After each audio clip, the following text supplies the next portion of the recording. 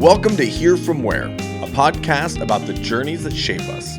I'm your host, Chef Andrew Garrett, and each week I'll sit down with incredible individuals who've carved their own paths in health, nutrition, entrepreneurship, sports, and beyond. This is where we dive deep into the stories of determination, resilience, and passion, the moments that brought them here, from where they started.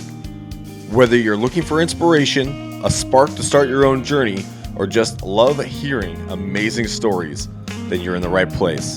So grab your favorite drink, settle in, and let's explore what it really takes to follow your dreams.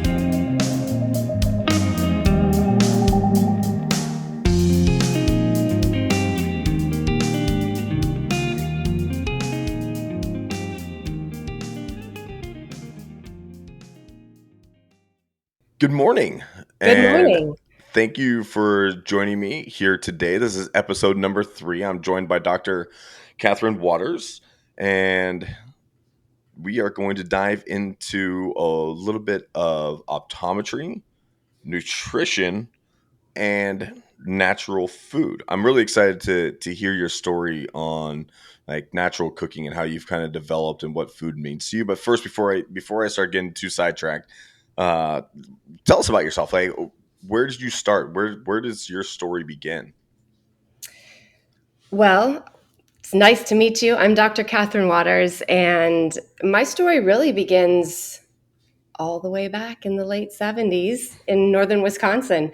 Growing up in a small town and with parents who were really connected to the land. My dad was a hunter and a fisherman, and my mom was gardening and cooking food from home. We didn't eat out. We were in a small town. There wasn't a lot available. You really had to create for yourself and make a life for yourself. And so we lived in a small town in Wisconsin called Rice Lake. And we also had a cabin north of there in an even smaller town called Hayward. And both of our locations were on lakes, and grew up water skiing and picking raspberries, wild fruit, and blueberries, and playing with frogs and minnows. And, it was just one of those things that I think fostered really a deep understanding of what food is and where it comes from. Awesome. I think that in today's world, not enough folks really get the opportunity to experience that kind of wild youth, as I like to call it, because it's not something that's average to do anymore, right? We don't just go out and pick wild raspberries. We don't go fishing in the lakes that are right down the street. We don't go hunting in the hills that are behind our homes. Like, we've just grown into the society that's like so fast paced, and it's just go to the grocery store, try to pick out the healthiest possible thing. And then, it's not the from the earth perspective. So what kind of, I take it your dad was hunting white-tailed deer mostly. What about like pheasant? Deer and grouse, actually, Okay, grouse. and duck. Okay. I remember coming home and having deep freezers full of whatever the catch of the week was. He would go out with his friends and come home with enough food to fill a deep freeze. And it was amazing. I actually really miss having that.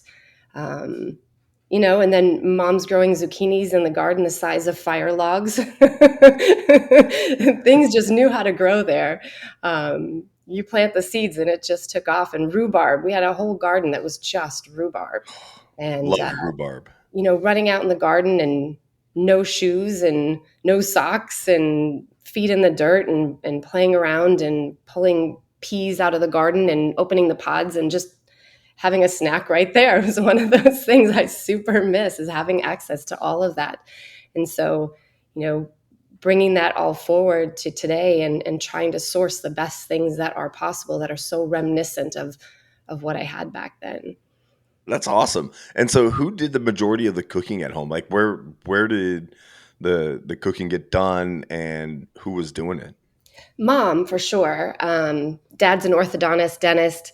And so he was busy with his practice for sure, but had these, weekend ventures to go hunting. And I mean, we spent our summers up in Hayward completely away from friends and in the middle of nowhere. And so we were water skiing all day long and then cooking with mom at night. And it was it was mostly her doing, but we didn't have a lot of spices. Things were, on rotation, and she put so much time and effort into it. But it was something that inspired me to, hey, what, there's more out there than, than what we have here too. And I'm so excited to explore what's available. And so as I moved to big cities and was out of the small town, it was fun to try other foods, ethnicities that I just hadn't experienced as a kid. But mom was definitely, we're pulling these zucchinis and grating for hours and packing them into the freezer. So we had all of this shredded zucchini available for her famous zucchini breads. And oh my God, the rhubarb, the stalks were so big. And so just vats of rhubarb sauce was one of the big things that she would make. Just boil it with some sweetener, sugar, and we would put it over ice cream. It was so delicious. And rhubarb bread as well. Those were kind of the things that used up a lot of the produce that was really growing in excess in the gardens. And then, of course, the fresh salads. And in Hayward, Wisconsin, we were up at our cabin. It was wild berries all over the place. And so mom would give us buckets, and we would go fill these buckets. Our bellies were as full as the buckets by the time we were done picking all the berries. And she would bring all those berries home and figure out what to do with them. It would keep us satiated for weeks, months. Yeah. So What I'm envisioning when you're talking about this is like the old cartoons where it would be like, mom's baking a pie and then it goes to sit on the window shelf, and then the smell kind of like floats out and starts bringing people in. Like I could smell a pie being made right now. Like yeah. that's what picking wild berries as a kid brings back for me. Yeah, Because that was my same. experience. Absolutely. Although I think it was more wild animals that were drawn to the window. See, my only association with Wisconsin is that it's like I know that it's cold and I know that there's lakes. Yeah. So you hit on something that's really cool to me is not having a lot of that like ethnic diversity in that area where it's very straightforward, kind of what would be deemed plain food in today's culinary world. What was the signature dish? What was mom's signature? There was a turkey tetrazzini that she would make, and a white sauce. Oftentimes it was maybe cooked with chicken as well. But it stands out so much because it was so good. Even the dog got a hold of it one day and ate the entire casserole pan.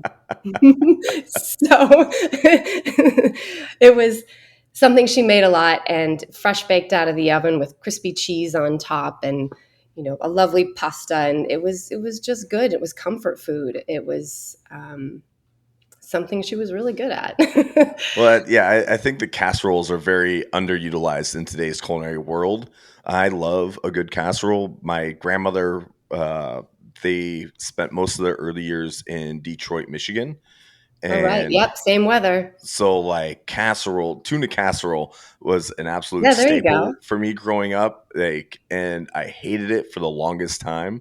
And then I recently, probably I think like 2 or 3 years ago, made tuna casserole with albacore tuna from our friends down in Port Orford. Yep. And it was like, oh man, the green peas and the little carrot bits and the cheese and the Isn't cream. it amazing how it triggers that connection? Oh, well, that's the Yeah. best part about food like that, right? Yeah. Is it's not just this one singular, oh, we're gonna eat dinner. Like stuff like that triggers a memory. It triggers a moment in time, right? And I think that Yeah. that's one of the really cool things about food.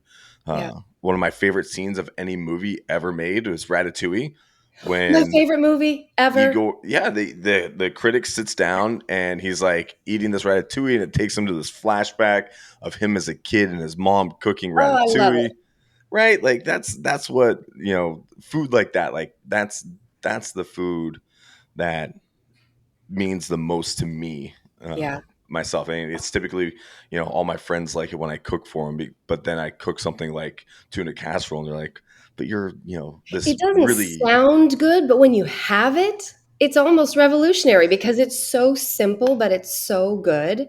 And yeah, it's about the ingredients. You just picked up on a source that is just sustainable, and it speaks for itself. You don't have to do much to it when you have those good quality ingredients. And grandma and grandfather knew that. That's the stuff they brought to us. Exactly. And so now I'm going to go ahead and fast forward. You grew up in Wisconsin, and now you made a decision to go to school for optometry. Yeah. And then what was the process like for you at that time to like choose optometry? Dad's an orthodontist, so you're just like, I'm going to stick above the neck and go from there. Or? Actually, that's a really good point. um, yeah, I mean, my mom's an artist. She is an art teacher, and I think ultimately there was this lovely combination of the scientific and the artistic. And um, after getting a degree in biology, I knew I wanted to do something with animals or humans. I wanted to help. I wanted to be a part of that. And um, dentistry didn't speak to me, although that probably would have been a really smart move. I just really resonated with, at the same time, my grandfather having trouble with his vision, and he's a farmer, and um, and so I saw a change, and I took my vision for granted all those years. And when I saw him change, his personality, his activity level, just not having the energy to do much or the desire, because I think the vision was a struggle. And so um, I wanted to learn more about that and why it was happening and why it affected him. And I mean, my grandfather, we called him Pop, was the most dear person in the world to me. And so there was a lot going on, I think, that pushed me in that direction. And and really, his situation was eventually corrected with a proper cataract surgery, and it put him back to where he used to be. He was suddenly the grandfather that I remembered, um, out there wanting to be outdoors and be outside, and he was comfortable doing it. And I just didn't realize how important vision was. Um, that was really my motivation, and my what I had written as my on my application forms to go to school. I told the story about him because it meant so much. And so, yeah, and it's fascinating. It's vision is something, I think, if you don't wear glasses and don't have that really running in your family, it's something that a lot of us take for granted. And it has just been a fascinating road to learn about all of that. I love my patients. I love working in that realm. And I loved when it came around to the day that I was able to get a nutrition certification and weave that into the conversations that are so often missed um, in medicine and traditional medicine. There's not time. You meet with a doctor, and as much as we may have a desire to want to really address everything on the table right then and there, the time constraints are so hard to work with sometimes. Um, so I think taking that motivation to really make a transition into food, That's awesome. And nutrition, and really take the time to talk to people about it, because it's all connected. right. And you hit on something that I also totally agree with and very excited to dive deeper in with you on is folks really, I think that for those of us that do have good eyesight, we really take it for granted. Yeah, We don't realize what it's like to lose that. And like you're saying with your grandfather, like later in his life, losing that, like that, it starts to lose a piece of your identity. big And time. so one of the things that I really want to get into is like, how do I keep my eyes healthy longest? Like, there's got to be food connections behind that, right? And I mean, what are some of the things that we can do to really maintain healthy eyes through food nutrition? It really comes down to all of these land sourced whole foods that don't come out of a commercial factory, that don't have ingredients that you can't recognize. And we've heard so much lately about reading those labels. If you can't pronounce things, you probably shouldn't be putting it in your body. And the eyes are not independent. They're so directly connected to the brain and the rest of the body. And so I think it really starts with, everybody knows their own body better than any doctor can tell them.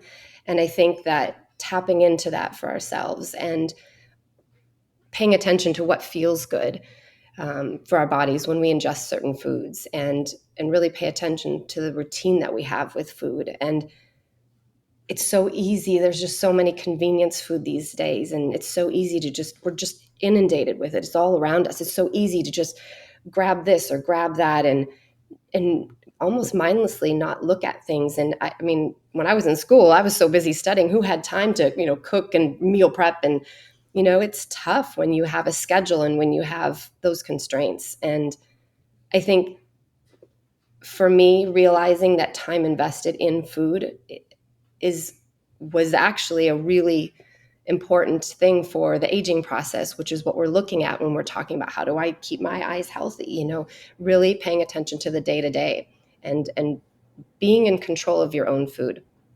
Nobody has to be a chef, but preparing your food, planning a little bit ahead of time so you're not running out the door and then you're away from home and wondering what to do because you're suddenly starving or you're thirsty or whatever the case may be.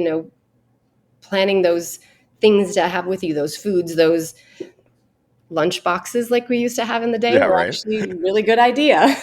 So when we talk about like whole foods, are there specific foods that really do well for the eyes? I remember growing up, my grandmother would always be like, "Oh, you got to eat your carrots because your carrots are full of beta carotene, and beta carotene is healthy for the eyes." Like, what are some of the ingredients that folks could look for to be like, "Oh, you know what? I really want to focus in on keeping my eyes healthy." Like, Yeah.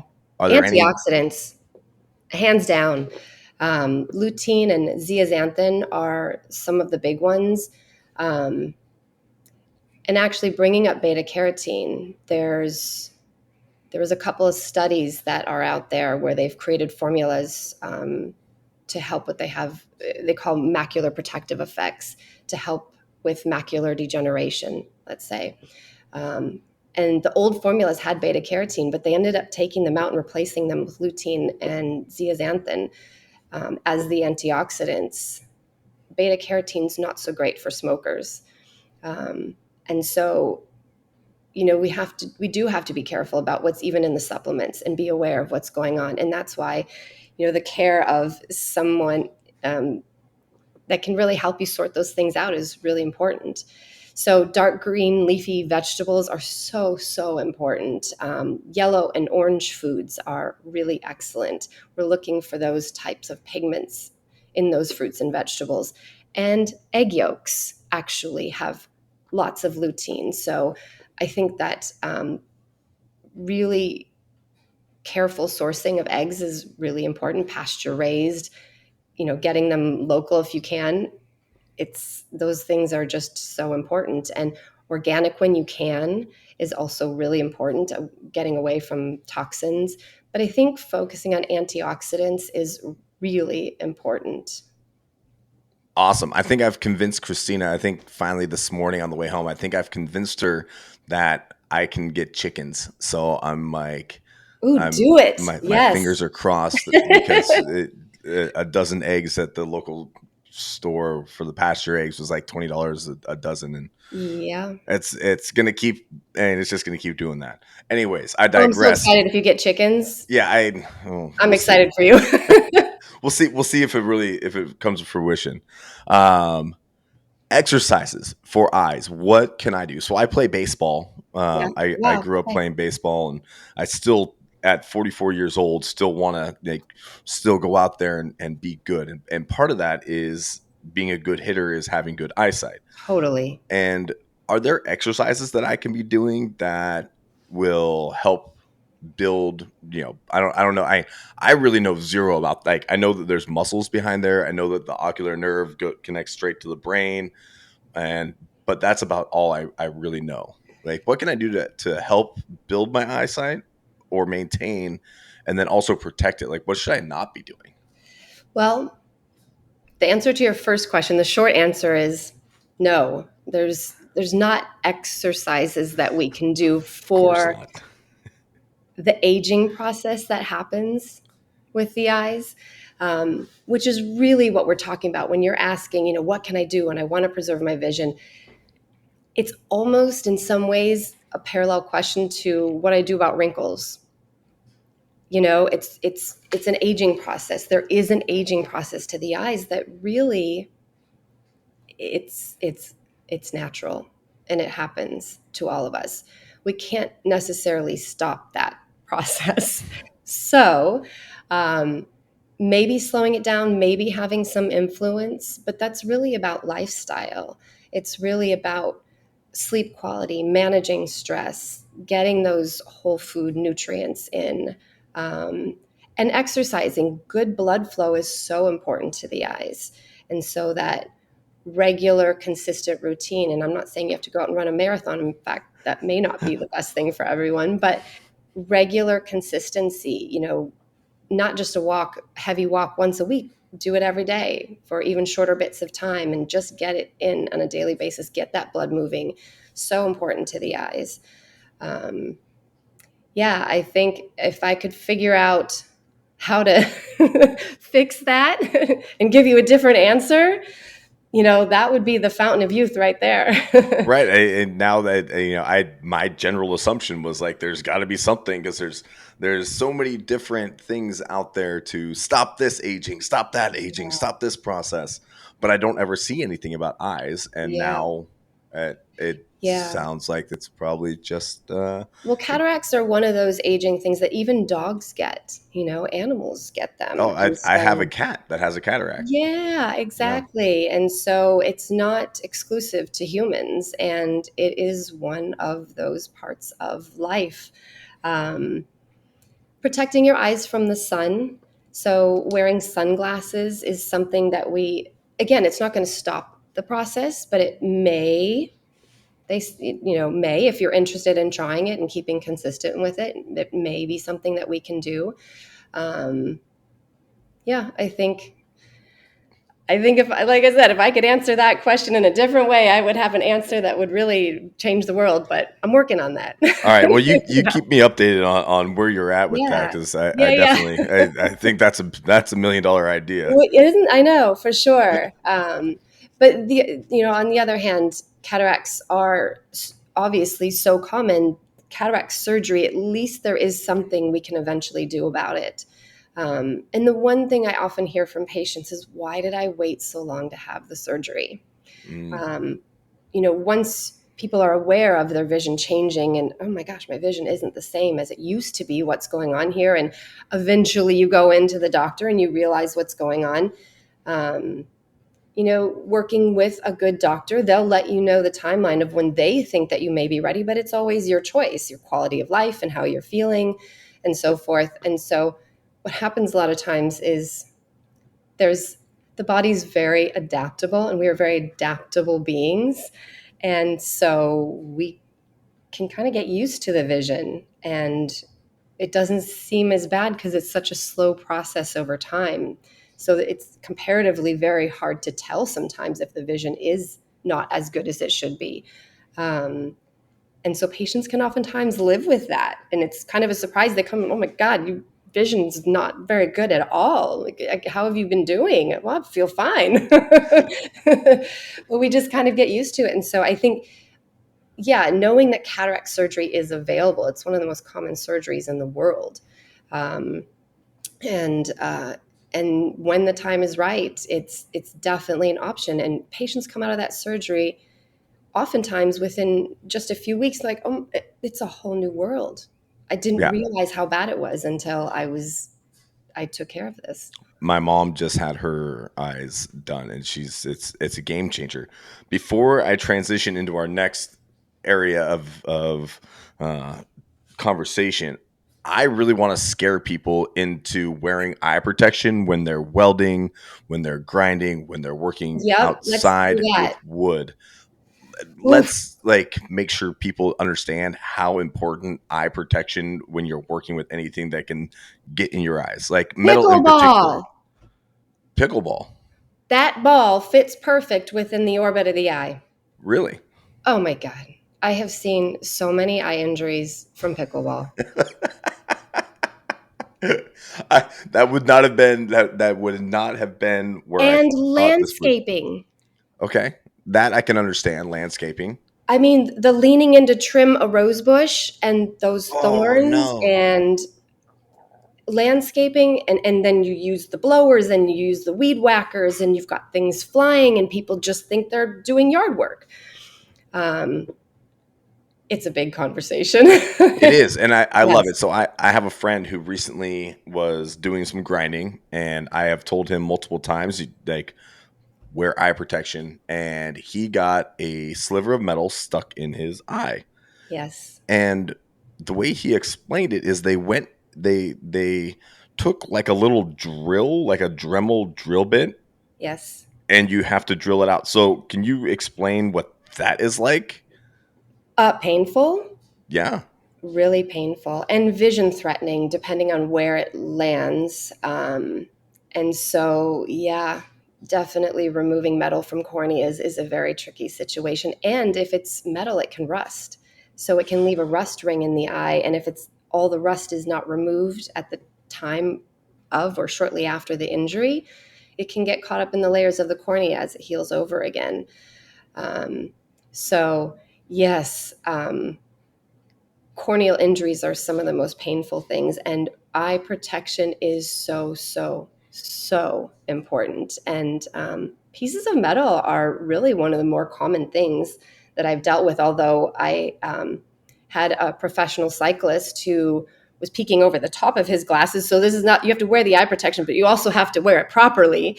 And he was going about 50 miles an hour and peeked over the top of his glasses just for a second and hit something. He didn't know what it was at the time. But by the time he had made it to my office, we found out it was a bee, because I still found the parts of the bee embedded in his cornea. And he was a very happy man once we took those off the cornea and got him on some proper therapy afterwards. His cornea healed over perfectly. He was fine, but certainly an uncomfortable situation and shocking to find out he'd hit the bee so hard it had stuck. That's So wild. it was Like kind of like a crime scene when they have that the white chalk the outline. outline. That's kind of what I saw. And then there was a wing and a leg. Okay, so what is one story? So we got one story with the cyclist. What's another story that will really like convince people out there to wear eye protection? Give me a good one. What do you got? A roofer. A roofer. Okay. Yeah. And so using a nail gun and didn't have eye protection on, and the nail ricocheted and went straight through his cornea and then some. Um, he was a young man and in obvious dire pain. His mom ended up driving him to the clinic where I was working at the time. And after many surgeries, well, let's call it one major surgery and a few follow-ups, he ended up okay, but it was a long road ahead. Um, so, you just think, oh, the nail's going that direction. How could it ever turn around and come back at me, right? It's just one of those freak accidents, and things happen. And, could you get away with not wearing the protection multiple times? Sure, but all it takes is that one time. And it's preventative therapy, and it's probably the most important one out there. There's a reason why racquetball players um, wear those goggles, Right. because it's the size of the ball, it's the speed at which things are going, and it can be so damaging so quickly. Yep. Yeah. I actually the last time I ever tried to bunt playing baseball, I fouled the ball off and I fractured my orbital socket. There you go. And Gosh darn it. Yeah, that was the last time I ever tried to do that. That was my solution, not to wear eye protection while playing baseball, Yeah. but You look just good. not to do it. Yeah, I mean, Yeah. it's You not look too bad. normal. Okay. All right. Wear eye protection, people. It's Please, important that it's not worth preventatively. the opportunity. Yeah. And you look So cool. Like it just, you look dangerous. So it's okay. yeah, and I feel like eye protection's come a long ways Yeah, from for what sure. it used to be. Like there Yeah, are stylish, ways to wear it. Like I've got my absolutely. Milwaukee glasses they Yeah. look cool. Like, I mean, even some Anyways, chefs probably should be doing this. that's a good point. Like, I mean, I feel like I've had a lot of close calls in restaurants where either splashing oil has been close to my. Well, I know Yeah, that I've or gotten embers from a on my fire. I face. burned my cornea with embers from a fire. Really? Oh yeah, Oh man. yeah. It was just that perfect storm of having my eye open and not blinking, and the ember was right there. Got a little hole, melted a little bit of tissue. Oh man. No. Yeah, okay. So now eye protection when you're at the bonfire. Yeah, Okay. All right. right. I mean, Like, accidents happen. You can't prevent them all. yeah. Yeah. We're not 100% clear on everything yet. Yeah. So you have your optometry practice, and you Well, I'm no longer realized practicing. Actually, I'm you not actively practicing at the you're moment. not actively practicing. So Yeah. you Um, made a decision in there to really focus in on the yeah. nutrition side Yeah. of things. What was that like for you? Like what was the turning point where you're like, you know what, this is the direction that I'd like to go in helping people? Like obviously you want to help people in whatever field you're doing. So Yeah. what was that like? Well, it's part of our training for sure because it is all connected, and whole body wellness really promotes better eye health. Um, but again, it was never super emphasized in education realms until recently. The American Nutrition Association came up with this program where people like me, professionals, health professionals, can get a nutrition certification, and it was just fortuitous timing.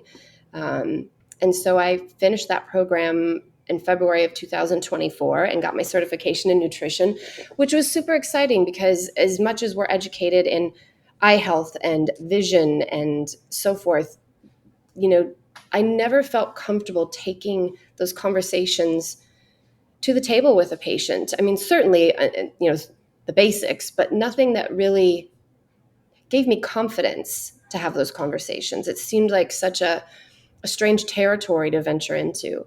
And so with this certification, I was like, oh, I know this. I know this. It was just now it was allowing me to be comfortable talking about it, and knowing that it's actually a really critical part of the whole puzzle. When patients come in, you're really wanting to help them on a really deep level, and that's what this provided. So that certification came around, and it was about the time that I was buttoning up my brick and mortar practices, and yeah, I feel like it was a perfect time to transition into creating nutrient dense recipes, and presenting them to more than just my patients, to so many people who need to maybe have easier access to the meal prep and the food that they can make at home, and instead of just going online and which one of these 100 recipes with 30 pages of preface before you even get to the recipe as you're scrolling through it online. How do we make these simple and accessible and understandable, and with food and ingredients that we can really understand and hopefully maybe find at our local super or farmers market and so forth. And so yeah, I think it started with that certification. It really got the ball rolling for me. Yeah. That's awesome. And so when you talk about and so your website, I really like your website because of the Thank you. fact that it's not this, death scroll to get to a recipe. It's very concise, it's very quick. Here's Yeah. the recipe. And you make very, very beautiful food. Like the way that you That's my present mom. it. That's my mom and me. I'm trying to be Okay. the It's artist the there. artistic. Yeah, it's the artistic side of things. Yeah. But I think that a big part of being a chef, at least in my career path, has been being able to be a little bit artistic and in most We of my eat with our eyes peers, too, right? yeah, and most of my peers give me a hard time because I've never been that chef. Like I've always been the home cooking, like here it is in one single dish and it's all kind of one single color and maybe some parsley. So I've over the last like 10 years I've really tried to refocus my energy. Like, I did a stage at the French Laundry in my younger years, and it's like I just didn't fit in there because they want you to be quiet, they want you to pay attention, and I was none of those things. You're a Like hands-on type person. very much. And I just Yeah. like I when I'm cooking, I have a hard time creating recipes because I'm just adding stuff because I know because I've done it so many times. Exactly. And I through seeing your website and seeing how you're doing things, I'm like, you know what, I'm going to put some more intention into this. So I've actually been working a little bit more diligently at Oh, that's creating so great. more like executable recipes like yours. Yeah, it's when people can start to understand that it's not doesn't have to be that complicated. Um, I think that that would be, oh gosh, it's just you're doing a great service to people if you're going down that road and making it so accessible. Right. There's nothing that drives me nuts faster than some 3-page story about how they were in Venice, and like I don't believe It half of has it, something to do anyways. with Google algorithms and they're trying to get, but you know what? I'm just going to I'm going to believe in the organic process, and I'm if I don't have to write all that and you can just jump right into my recipe and understand that's what we're here for, I think it's Yep. important too. Yeah, Yeah. that's in my with a couple of my personal chef clients. They're great because they ask a lot of questions about why, like why are you using this, why are you doing that, and Oh, it great. kind of pushes me to answer those questions. And I think that you do a really nice job on your website with like why is this important. Like last night, I made a shaved fennel and arugula salad with citrus supremes and a orange Dijon vinaigrette with some No, that sounds pistachios and goat delicious. cheese, right? Like, Yeah. but beyond it being a very like visually attractive plate, the nutrient density in that is absurd, right? So we're talking Incredible. about fennel, and fennel is one of those vegetables that really gets overlooked as far as its nutrient density. A lot of people don't know what to do with it, Yeah. but to me, fennel is like this ultra versatile And the ingredient. texture when you shave it is so different than just chopping it up and trying to figure out what to do with that thinly shaved fennel. Takes on a whole new personality. Yep, it's almost like candy. Yeah, that And then licorice anise essence. that's so good. My Yeah. other favorite way to People, use use, your fennel. yeah, the Don't other pass up favorite the way fennel in the produce aisle. my favorite way to do it is roasted. So I'll sear it real hard on one side and then add a Mhm. little bit of lemon juice and white wine and just braise it in the oven. So it's like caramely on the outside and like soft in the It middle. has that great color then. It takes that white produce to a very almost colorful state then. Yep. Yeah. Yeah. And the other fennel pollen. So fennel pollen is actually another really good like spice ingredient. Wow. I grew fennel this year, and I intentionally let 3 bulbs go to seed Yeah. just to get the pollen. But Wow. the pollen on like whitefish, so Wow. any like rockfish or lingcod, it's phenomenal, and it adds, it has that same kind of flavor profile as fennel, that black licoricey kind Yeah. of taste, but it also has this really nice floral essence to it, and it's That sounds amazing. Yeah, yeah, floral and bitter. Those are taste profiles that we don't often see in home cooking, but can change a dish completely. yeah. I Well, love edible bitter. flowers. Yeah, I think that sometime in the 60s or 70s, it kind of we went from having these really bitter dishes or these really floral dishes to these really hyper sweet and salty dishes. Yep, exactly. And so I'm a big cookbook collector. I have a whole bunch of them.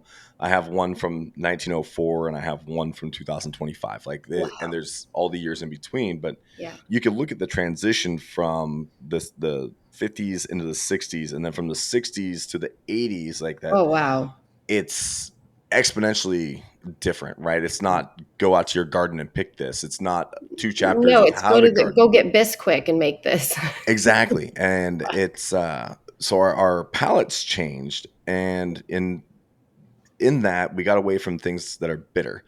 And in my experience, bitter foods are some of the most nutrient dense foods. Absolutely. Is that your experience as well? Nettles. Yeah. Yeah. Radicchio, all of those. I mean, just such good stuff. It is. It's that hidden nutrient density for sure. And I think once you can train your palate to like those things, you'll crave it as much as what you thought you used to crave sugar. In the way that you used to crave sugar, you can almost train yourself. It's a whole other taste profile that is so unique. Um, yeah, I think it's important health wise for sure. Yeah, eat your bitter greens. Mm, I love frisee. Radicchio yeah, is me too. top of the level. I think that the kale craze really kind of put those different greens into the back burner. Yeah. Um, I have a goal. When I go to the farmer's market, I try and get something every time especially if I've never seen it before, I'll buy it. I don't even know what this is. I'm buying it. I'll figure out what to do with it later.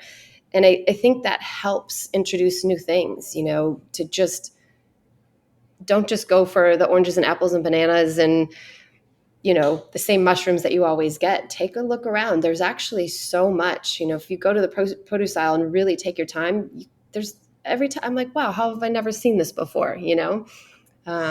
what's something Special that type you radishes and things like that are just so unique and colorful and pretty. And watermelon radishes are spectacular.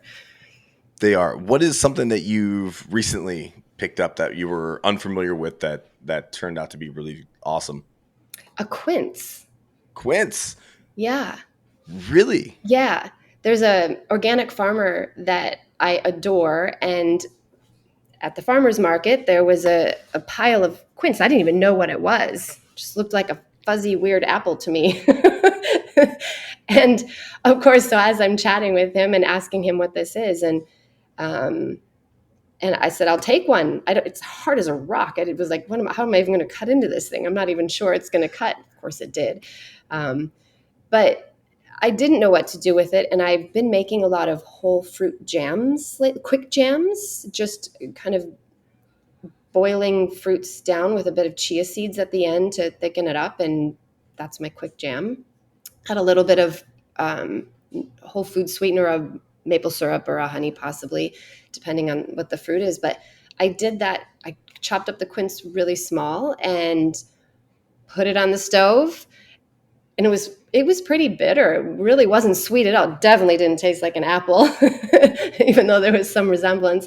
And I cooked it low and slow for a long time, and then at the very end added a little bit of honey to it. It was amazing. Added a little bit of cinnamon to it, which took it to a whole new level. And in fact, Ceylon cinnamon is one of my most favorite ingredients in the spice rack. Yeah, it was so fun. Of course, I had to go back to the farmer. Oh my God, your quince is amazing. Well, it is. Quince is one of those things that's not very recognized in the Western world. It's a Middle Eastern fruit, and it is so full of pectin, that bitterness, Oh, and it just boiled down into this super nice, thick, lovely. And that's what you see on the charcuterie plates, right? That exactly, little, yeah, yeah, the quince exactly. paste. And so you said something. You're making whole natural fruit jams Yeah, with chia seeds. yeah, So are you replacing pectin with the chia seeds? yeah. Really? Yeah. So when it's strawberry season, I'll buy all the strawberries I can get at the farmer's market and throw them in a pot and low and slow. I don't even add water or anything. I'll add a little bit of lemon zest, a little bit of lemon juice, possibly, but it doesn't even really need that. If you want it a little bit sweeter, a dash of honey, possibly, but just cook it until it really starts to break down. And then off the heat, add several tablespoons, depending on how much fruit, of chia seeds and just mix it in and stir it every now and then until it gets this really lovely consistency. And I call it a quick jam. And it has been a favorite go-to for everything. And everyone who's tried it has been like, oh, this must have taken you hours. I'm like, not really. It's super easy, and it's whole fruit. And I've done it with so many different types of fruits. Wild blueberries, mango makes an exceptional one. It looks a little funny once you have the dark chia seeds in there, but they also have white chia seeds. So then the artistry part, you can make it look a little prettier with white chia seeds. This is awesome. I And by the way, chia seeds are full of omega-3s, which are really excellent nutrient-wise and full of fiber. So yeah, and that was my motivation too, to use the chia seeds, because it's just this other nutrient dense option, and slows down, kind of that blood sugar response to maybe some higher sugar fruits for some people. And it's just adding the chia seeds just kind of mellows everything out. That's wild. I never. I mean, I've made chia puddings. I've made chia desserts. But I never would have thought it as a replacement for pectin. Yeah. Okay. Yeah. All right. Yeah. It thickens up super nice. All right. I'm going to make this happen. We have strawberries, blueberries, and raspberries that we grow, and so Oh, that's right. And I freeze it. So it freezes really well too. If you make a huge batch of it. awesome. Okay. All right. Well, we're on the replacement train. I like it. What is Sure. something else that you found in your work as a natural chef to like replace something like sugar? Like, what are some of your favorite sugar replacements? Because I know people ask me that question a lot. I mean, whole food natural, the least processed possible, of course, is the best way to go. Honey and maple syrup, as long as they're high quality, you want to buy from sources where it's not going to be cut with something else, or for sure that you're getting the real deal. Raw local honey is exceptional. It has enzymes, and it's just, there's so much going on there that I almost think of it as a whole food or a superfood. And same with maple syrup. I mean, how much more natural does it get? Tap into a tree, right? And you can find places that aren't high doing high temperature and doing crazy, adding stuff to it and so forth, maybe additives or whatever. Just the real deal, pure maple syrup, pure honey is really good. I do use, if I'm baking, coconut sugar. It is lower glycemic, and it isn't as sweet. And at this point, I've used it so long that I can't even hardly do table sugar, or what we grew up with as sugar. It's so sweet. Um, and I've definitely trained myself, whether consciously or not, I just really have an aversion to super sweet things. And so over time, cooking with the coconut sugar, it's just so mellow, and you can use it one for one for sugar and everything. Um, so they have lighter versions of it, and they have what they call brown coconut sugar.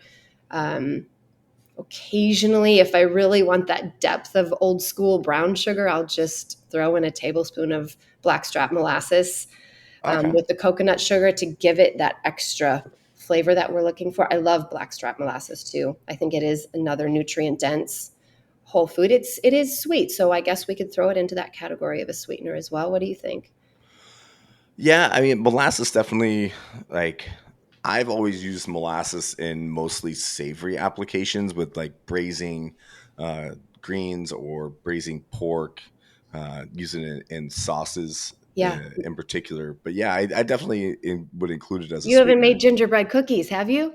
I don't like gingerbread cookies. Okay, Yeah, then that's why you haven't used it. yeah, ginger snap cookies. I have never made them, and I don't necessarily enjoy them. Like, and bear in mind, like I am a cookie connoisseur. Like I will eat any cookie that someone puts in front of me. Like, hey, this is a cookie I made. Like, give it a Except try. that one. Yeah, and Yeah. it's the one I keep trying. I keep trying them. I keep trying them. Keep trying them. But I think that it's a texture thing for me. I think that they're Yeah. just like the softness. I kind of like a cookie that has a bite and soft. So You know like, what I like what you just said is that you'll try and you'll try and you'll try. I think that is so important with food. You know, I think you can't try something once and, oh, I don't like it. Maybe try it again, especially if you know it's something good for you.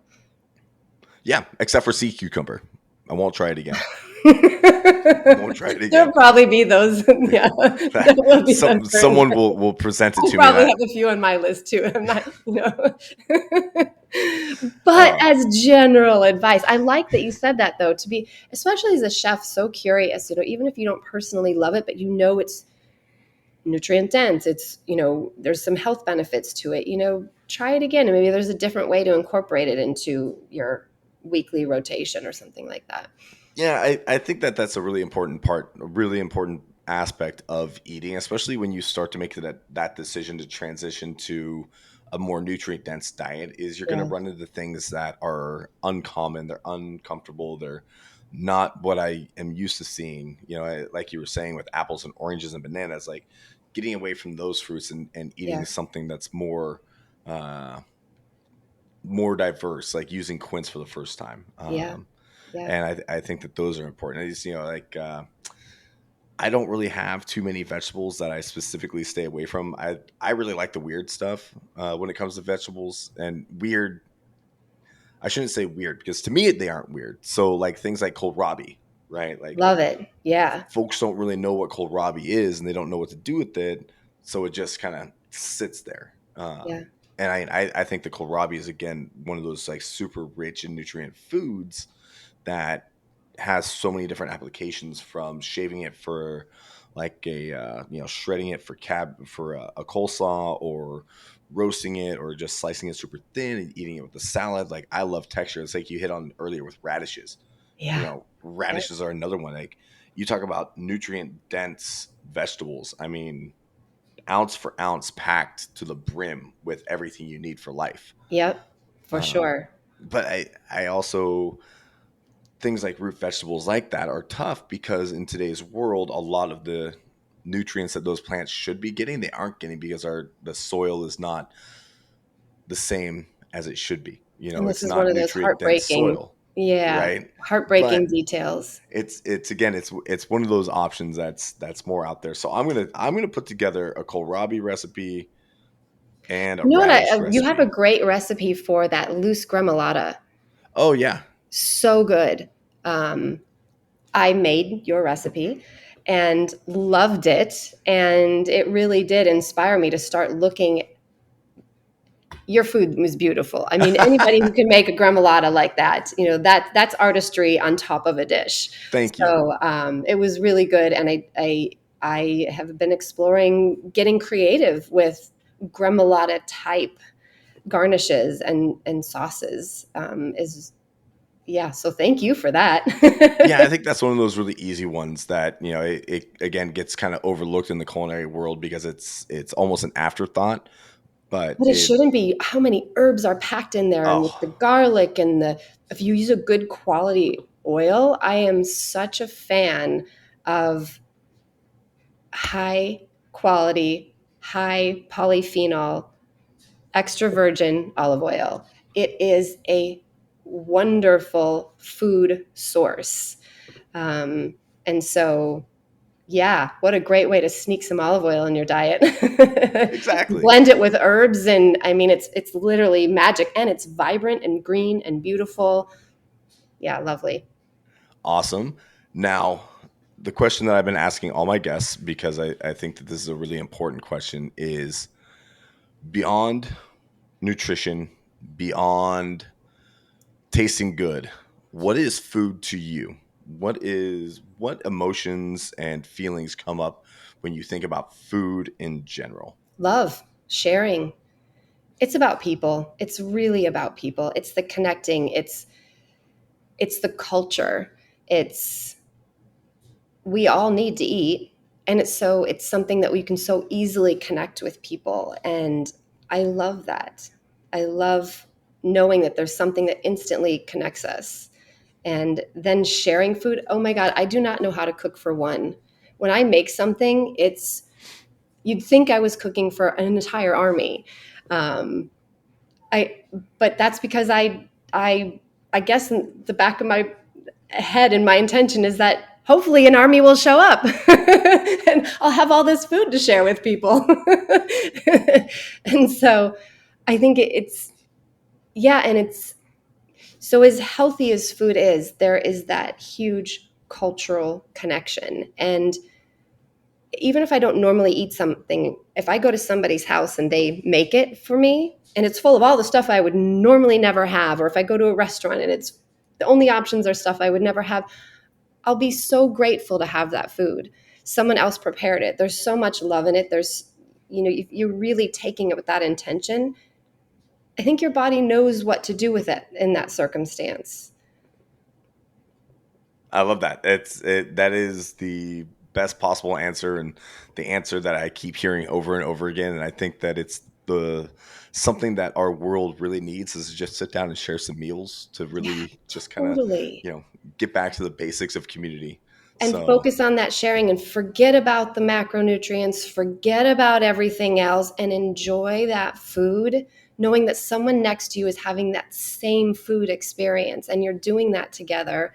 And that gratitude, I think, can go a long way with even your body assimilating it and knowing what to do with it, no matter what's on that plate. If it's shared and prepared with love, what else do you need? that's awesome. All right. As we wrap this up, where can folks find you and find information about you? I'll include all these things in the show notes as well, but I like to hear it from our guest. Yeah, my website, which is a labor of love in itself, KathrynWaters.net. Also, redbootkitchen.com will take you there. And yeah, I update it often. I'm playing around on it all the time. So there's weekly updates and recipes for sure. I'm constantly posting recipes, and I have you can sign up to get a weekly newsletter, and I usually try and have a goal of 3 new recipes a week coming out. So if that interests you, that would be a great thing to do. And yeah, I look forward to seeing where this takes off. Yeah, absolutely. And you're diving into the nutrition coaching guiding world as well? Not yet. Not yet. No, Okay. I'm really focused on the recipes and the food and making that accessible for people. It's one of the things I've been playing around with is maybe going to get some official certification as a chef in cooking. Maybe. We'll see. I've been through a lot of school. So I I, don't know. I don't know where the road ends or if it ever ends with that. I'll give you the short answer. Don't do it. It's a, yeah, I mean, you can go get accredited as a I chef, love but short answers. yeah, don't Done. do it. Yeah, you're doing amazing stuff already. And I think that as long as you just keep doing that, Yeah, you're and going to keep getting better. I think that it comes so much from the heart then. Everything that you're seeing is not taught in school. This is something that I'm pulling from my past and pulling from the people that I know. Yeah, it's a passion project. It shows. Your page is one of my favorite pages to follow, and Thank you are you. so good at constantly updating it. I envy your ability to update on a regular Thank basis. you so It's one of much. my goals is like trying to get there. So awesome. Well, thank you, Kathryn, so much for sitting down with me today. Thank you, Andrew. Thank you so much for having me.